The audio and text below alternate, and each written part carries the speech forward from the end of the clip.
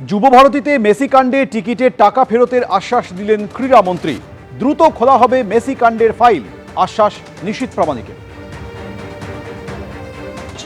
দেখুন, আপনি জানেন যে আমার মন্ত্রণালয়ে বসবার সবেমাত্র 7-8 দিন হয়েছে, 10 দিনও এখনো হয়নি।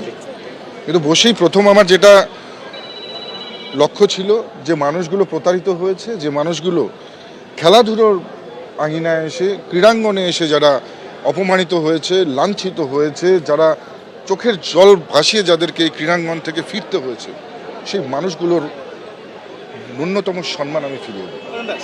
এবং যে কারণে আমি প্রতিজ্ঞাবদ্ধ হয়েছি যে মেসি ফাইল অলরেডি আমরা সেটা তদন্ত চলছে, সেই ফাইলের স্টাডি চলছে এবং নিশ্চিতভাবে এর পেছনে যারা কালপিট রয়েছে তাদেরকে যেমন খুঁজে বের করা হবে, ঠিক একই রকমভাবে আমরা যে এজেন্সি প্রোগ্রাম করেছে তাদেরকে বলেছি যে কোনো প্রকারেই হোক, যারা কষ্টার্জিত অর্থ খরচ করে মেসিকে দেখতে এসেছিলেন এবং যাদের অপমানিত হয়ে, চূড়ান্ত অপমানিত হয়ে ফিরতে হয়েছে, তাদের প্রত্যেকের কষ্টার্জিত অর্থ ফেরত দিতে হবে। আমরা কিন্তু এজেন্সিকে খুব সাফ ভাষায় আমরা জানিয়েছি। তার জন্য যদি কোনো সহযোগিতা প্রয়োজন হয়, পশ্চিমবঙ্গের ক্রীড়া মন্ত্রণালয় তাদের পাশে থাকবে, নিশ্চিতভাবে পশ্চিমবঙ্গ সরকার পাশে থাকবে। খেজুরিতে আক্রান্ত কংগ্রেস, অভিযোগ এবার বিজেপির দিকে। হিজলিতে পরিদর্শনের পর হেরিয়া হয়ে ফেরার পথে গাড়ি থেকে কংগ্রেসের ফ্ল্যাগ খুলতে বলার অভিযোগ সামনে এসেছে। হুমকি দেওয়া হয়েছে বলে অভিযোগ। বচসার জেরে বাইকের লুকিং গ্লাস ভেঙে দেওয়ার অভিযোগ কংগ্রেসের। কংগ্রেসের কি অভিযোগ, পাল্টা বিজেপিও কি বলছে, রাখবো আপনাদের সামনে।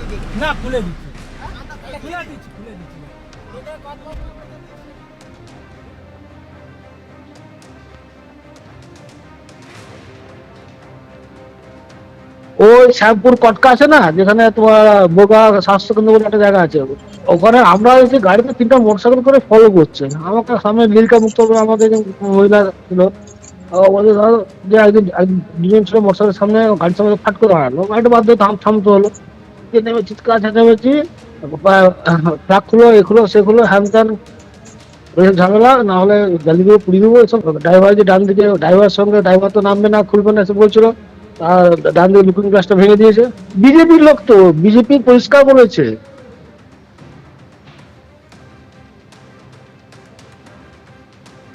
এবিপি আনন্দ, এগিয়ে থাকে, এগিয়ে রাখে।